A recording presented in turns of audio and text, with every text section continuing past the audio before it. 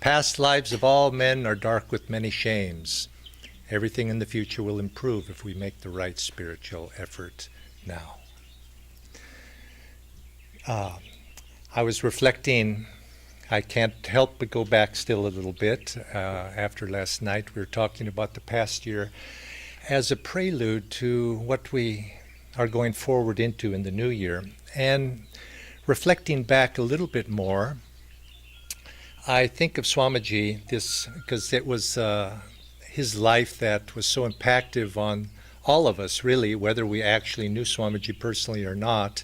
He's had a tremendous impact on all of us. And with his passing last year was very momentous for Ananda's work and for us, many of us personally, and for all of us in terms of his memory. Looking back on his life in directing Ananda, I often would think of him compare him to a general in an army. And all of us Ananda members were his loyal soldiers that he was directing. And in any general who is directing an army on a very long campaign in my case, it stretched 45 years, there are times in that campaign when the general thrusts the army in one direction very forcefully. Other times when he thrusts the army forward in many directions, dispersing it as the situation might call for. And there are other times when he might retreat and strategically to consolidate and gather his forces again. And there might be times when in the middle of some campaign he'll change directions abruptly and go in a totally new direction. With Swamiji, it was unpredictable in the sense of which direction he was going to go. I was always confounded as the years would go by, to more than once, many times, of thinking, no, don't go that way. And sure enough, that was where he would go, and then he would go this way, and then trying to make some sense out of it with the logical mind that mine tends to be, sometimes didn't serve me very well. And there had to come a certain intuitive sense to understand and flow with Swamiji's sense of direction of where he was leading Ananda. In the latter years of his life, as you know, he came to India approximately 10 years in 2003. So he gave a tremendous amount of energy in his life, concentration of his thoughts and directional energy to the work, the spreading of Ananda's work in India. Now, it was not the only thing. He spent much time elsewhere as well, but it was always in his thoughts. And as a man of his age, coming to India in his 70s, mid-70s at that, he obviously knew logically that his time was limited at that point, and to accomplish all that he had set out to do, obviously in the life of one person would be impossible. But he was determined to put energy into motion. And he very vigorously concentrated his last years of his life on applying energy to this project of developing Ananda's work in India. That was very, very dear to his heart. It was something that, coming to India, his love of India, is something that goes back from the very first time that I met him, Shivani met him, some of the others that go back in many years with him, that India was always very close with him. Even in the very first years when I met him, he would always be, even in cities, he would be dressed in kurta and dhoti and oftentimes in public that way. And he was much more Indianized at that time than as our work progressed in America. He westernized himself a little bit more as the years went by, for whatever reason that might have been. But it was very dear to him, so he put a lot of energy getting things started. And now, of course, with his passing, it's our job to be able to continue those. Whether in the same vein, it's going on all fronts at one time, concentrating in one direction, changing course, maybe at times stepping back and consolidating. And this is going to be all of our challenge, to be able to step into those shoes that Swami wore so beautifully all the years of his life, is to be able to take up that mantle and with intuition be able to guide the work in whatever way it might want to proceed. Many years ago, when I was younger, I was camping out in the northwest of America, and I was camped on the shoreline of a very beautiful island on a waterway. And the water was literally maybe 2 meters from my tent.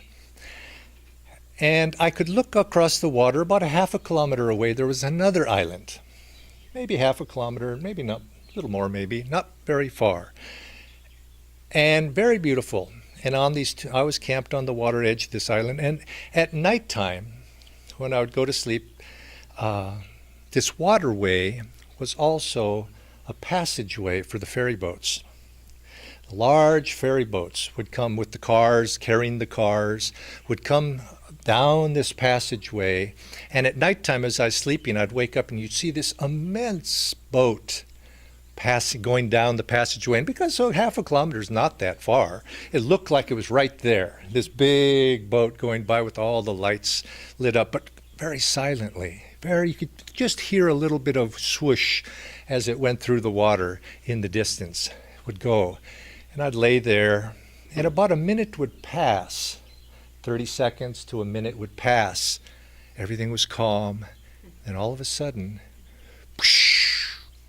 the waves of the wake of that boat would begin to splash onto the shoreline right next to my tent.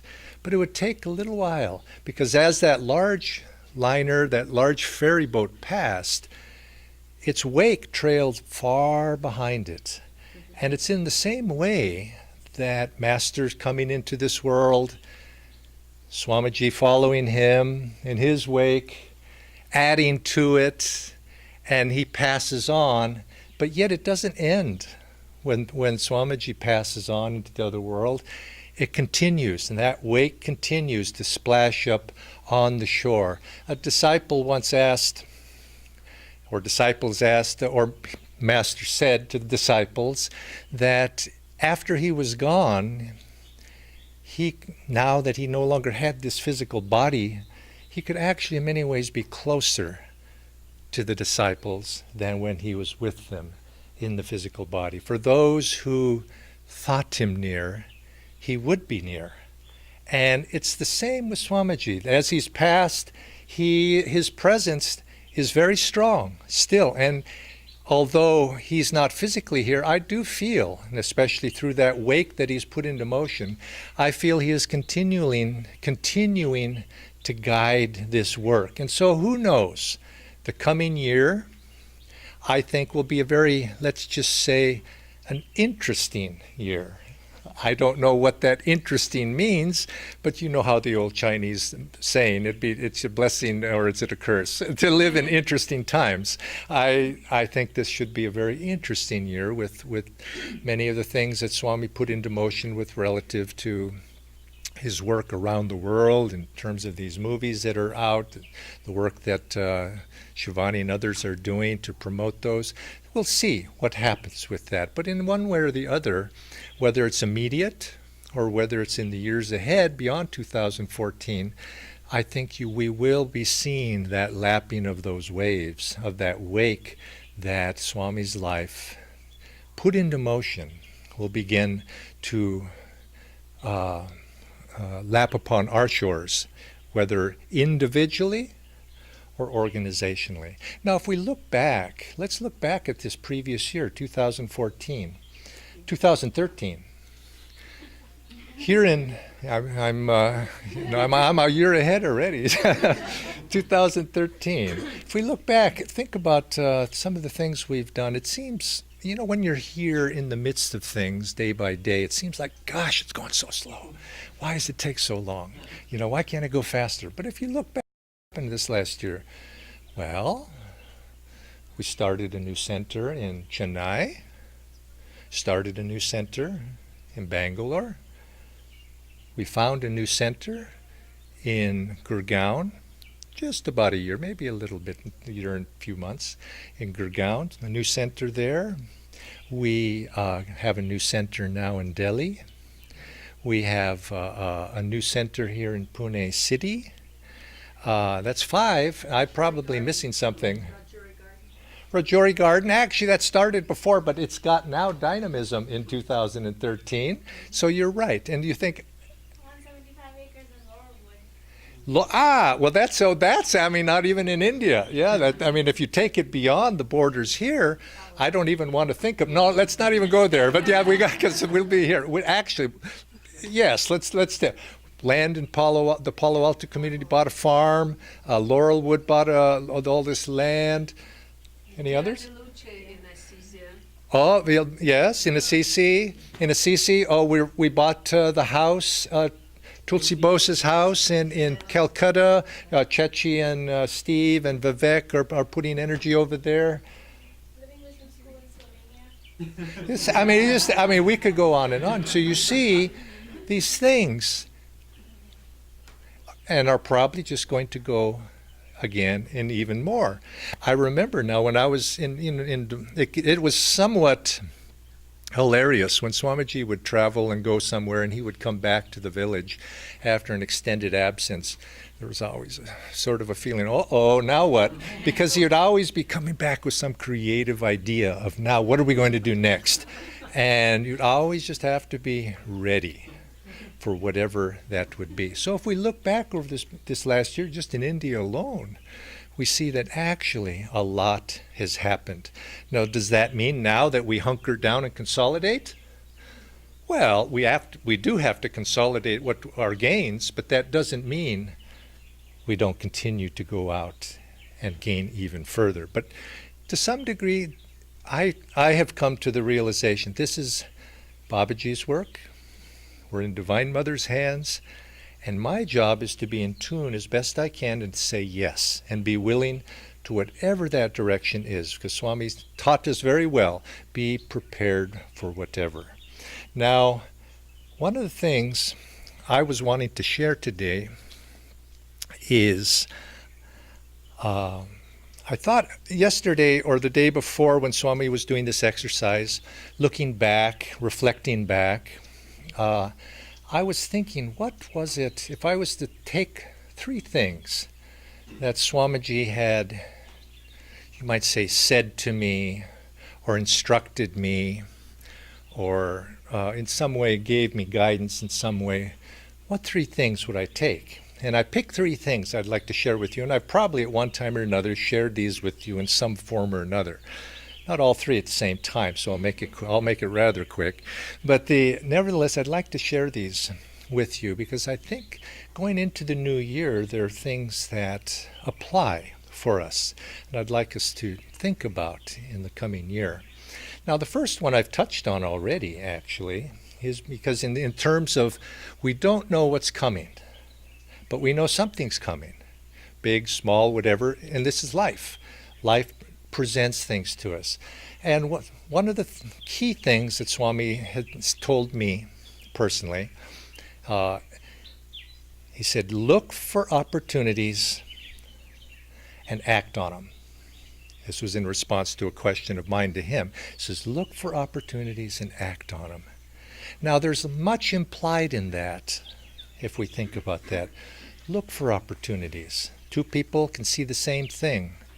One sees an opportunity, the other sees something very different. We've been talking this week about challenges. So you might even could translate that and say, look for challenges and act on them. If you want to, equivalency of language, look for opportunities. Now, looking for opportunities and recognizing opportunities are also different.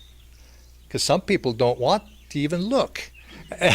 and if you did look, they wouldn't see if it was right there in front of them. So the ability, what is it? So I'm not going to give a lecture on this topic, but so I'm asking you, what does it take to see an opportunity? What does it take to give you the courage to look for opportunities?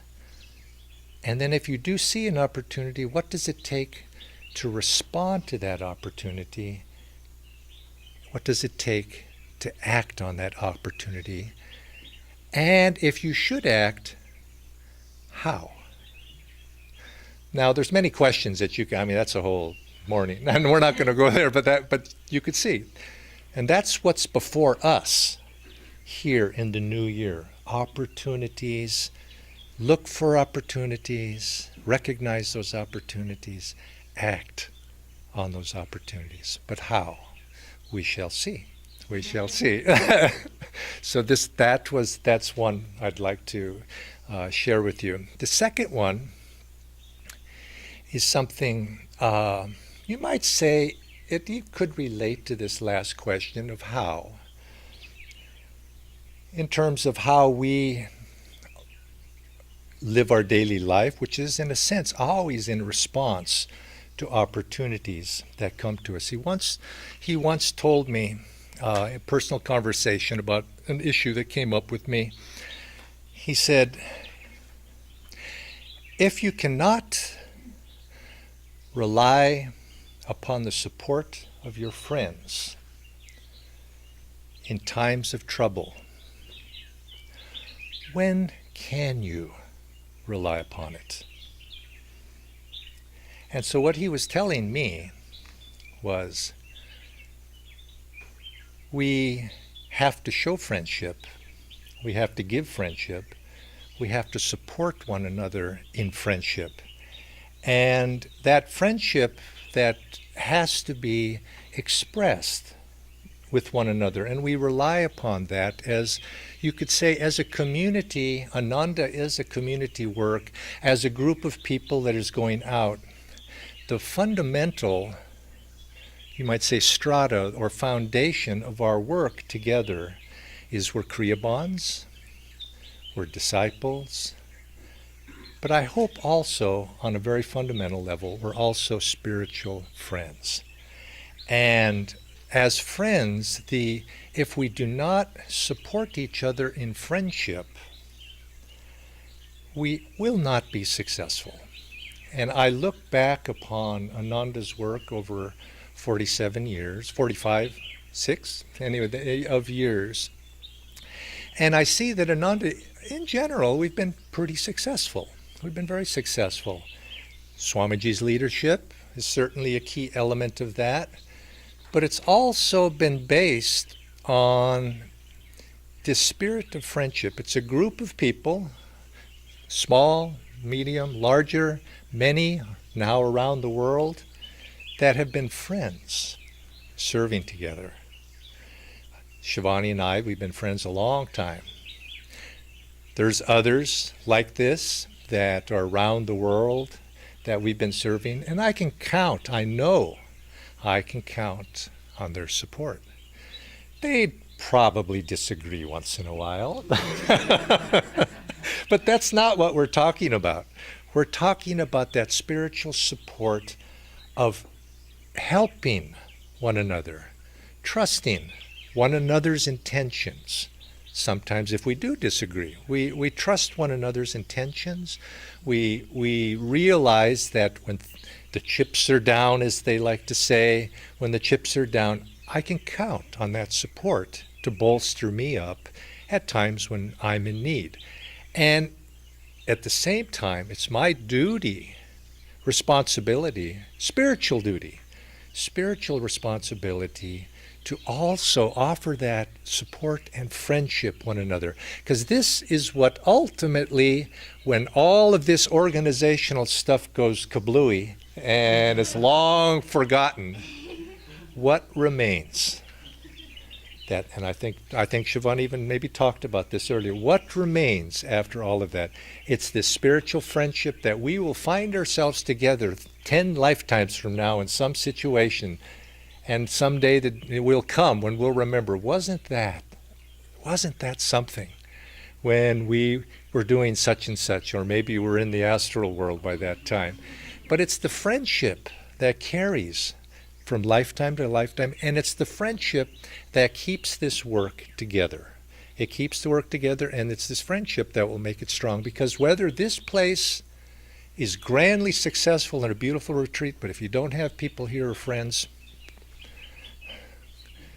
it's not worth it. It's not worth it. It has to be based upon friendship. And what makes friendship? Mutual love and support, harmony, caring for one another, two hearts walking in unity toward that similar goal. So we're gurubhais, and so we're friends. So keep this in mind as we go into the next year. Be kind to one another.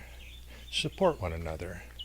This is what ultimately will last as the months and the years go by. And this is what you'll remember. And this is what you'll cherish.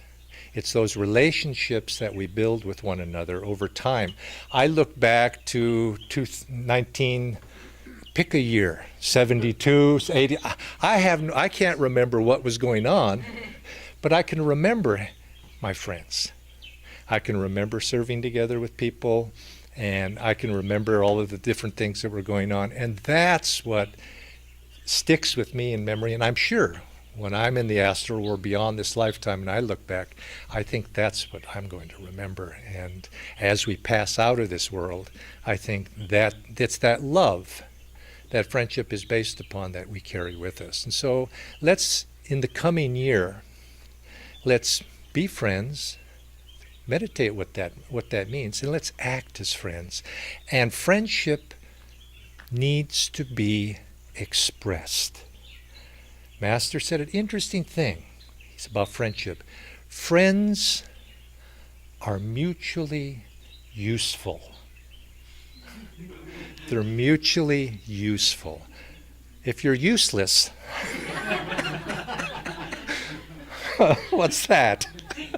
They're mutually useful. They help each other. In other words, they help each other on many different levels.